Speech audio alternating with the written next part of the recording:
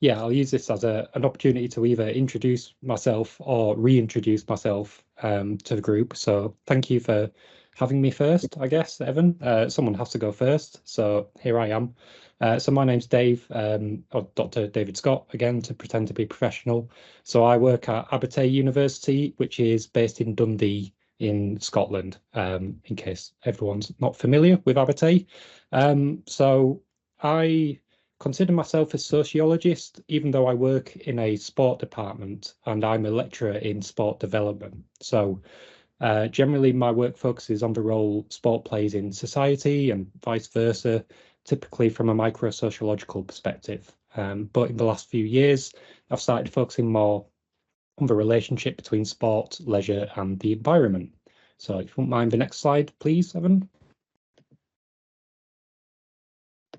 Okay, so probably aware that I'm the only one in the cost section who is from a sport department. So it's probably worth me establishing a little bit of a rationale as to why it's worth considering climate action and the Anthropocene from a sport and leisure perspective. So probably when I say sport, a lot of you think about professional sport or organised sports, but sports actually has a much broader meaning than this. So it covers things like physical activity, play, and leisure, which is also included. So to a certain extent, we all have some aspect of leisure, at least in our lives. Maybe less so as academics, but any time that's not spent working is essentially classed as leisure. So even though I use the term sport, it has this really broad definition surrounding it.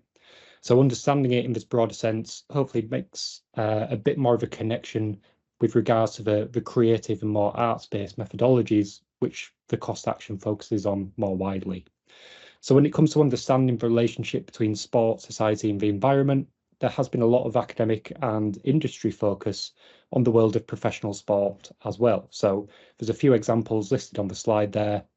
These cover a range of different areas, such as the environmental impact of playing particular sports or hosting mega events, such as the Olympic Games coming up, but there's a lot of really interesting issues with that, not least with the surfing actually taking place 3,000 miles away from the Olympic host game city, but never mind. And the role of sponsorship as well within sport. But what has been explored much less is the role that sport, physical activity, and leisure has at the non-professional level. So even though there are some studies around this, so things like the maintenance of blue and green spaces and the links to wellness and well-being, there's kind of been less attention given to how sport and leisure can actually be used as tools or as sites to stimulate this community climate action, which is where my research comes in. So next slide, please. So this draws upon the field of sport for development. So this is now more commonly known as sport for development and peace, which is a form of social development intervention which uses sport as the delivery mechanism. So this might be a new term for some. So I've got a little bit of background, which hopefully I won't ramble on for too long. Don't want to lose people with a history lesson this early in the morning.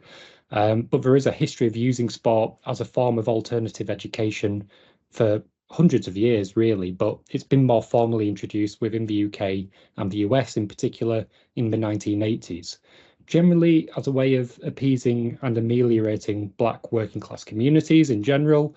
So sport for development is open to worthy accusations of being a form of social control, which imposes neocolonialistic and neoliberalistic views.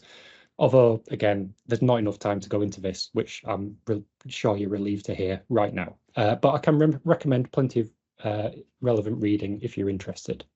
So more modern conceptions of sport for development have been driven largely through the United Nations and its promotion of it as a viable delivery mechanism for its policies, such as Agenda 21, the Millennium Development Goals, and more recently, the Sustainable Development Goals. So as such, it's been used globally as the basis for development programs trying to tackle numerous social issues related to social exclusion, social discrimination, improving education, peace building, unemployment, a wide variety of different issues. However, it hasn't really been used to a great extent to address environmental issues or to stimulate climate action, which is a bit confusing given the links it has with the UN's Sustainable Development Goals and its widespread use for other pertinent social issues. So that's hopefully where I come in. So next slide, please.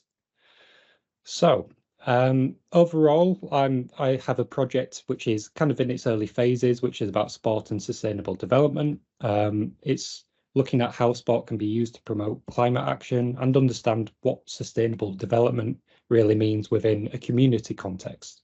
So I've published one paper so far, which I'll talk a bit more about later, with another one under review. So future work includes bidding for funding with my colleague who I've, excuse me, published a paper with so far. This is looking at bidding for a Leverhulme and British Academy small grant research, which is extending the research we've already started. But more kind of short term for me is that I've got a funding bid under review with the Carnegie Trust, and I'm expected to hear about that in the next week. So fingers crossed, thoughts and prayers for me, please.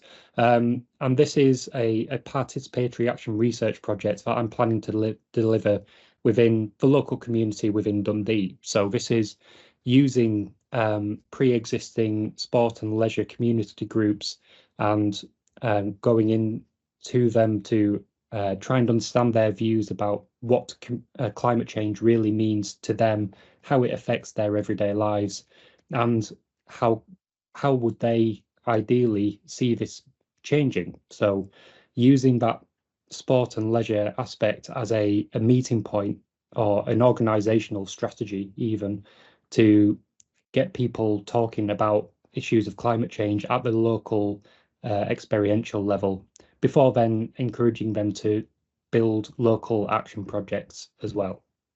So again, that's the plan for the short term, but we'll see whether the Carnegie Trust agree that that is a good idea to do or not. So next slide, please. So this is going back to the paper I mentioned previously, which I've published with my colleague Eva. The main aim was really to explore how this sport for development and peace field really sits within the Anthropocene, because as I said, to date, hasn't really been much acknowledgement that it has a role to play, as obviously all areas within society do, but also to reflect on the current ways in which it both influences and influenced by sustainable development through things like how the sustainable development goals actually affect practice at the grassroots level.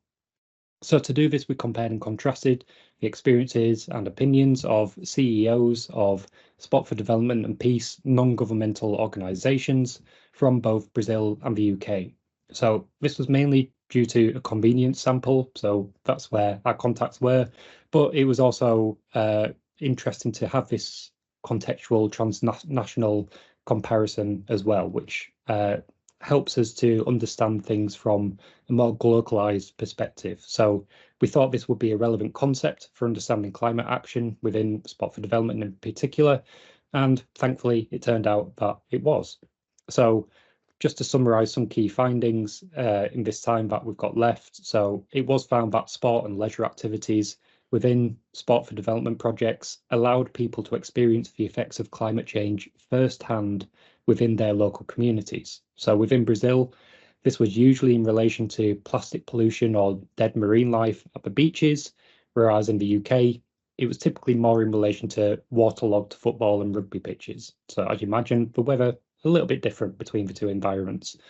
The sustainable development goals themselves weren't really taken into account, which again wasn't a huge surprise to us, but instead the needs of the communities were the main drivers in terms of any climate action that took place within these sport for development projects. Although this was usually as a byproduct as a result of focusing on other social issues. So again, in the UK, as an example, we had the energy crisis more recently. So that was the direct focus for one of the sport for development projects. But as a byproduct of that, it was kind of tied into some climate action as well. So it is worth briefly mentioning that the key driver for a lot of sport for development activities in both contexts were the priorities of the funder. So a lot of sport for development projects are funded through external agencies. And this can be problematic when a lot of it is funded through corporate social responsibility. So those neo-colonialistic and neoliberalistic issues that I mentioned at the start, these are still felt now within modern day projects. So both for the Brazilian projects that we looked at within our research were at least partially funded by Petrobras, which is obviously a huge oil and gas extractive industry. So, bit slightly conflicting agendas there, as you might imagine. So next slide, please, Evan. So to summarize the research as a whole, still obviously at quite an early stage, but there are some promising signs that I would suggest that sport and leisure can provide valuable alternative avenues through which to engage community interest in climate awareness, as well as to stimulate climate action. So I'm hoping the research will investigate this more directly in the future, but for now, I'm open to any suggestions, comments, offers for collaborations in the future if you're interested. So I'm more than happy to talk about this more if needed. So just next slide, please.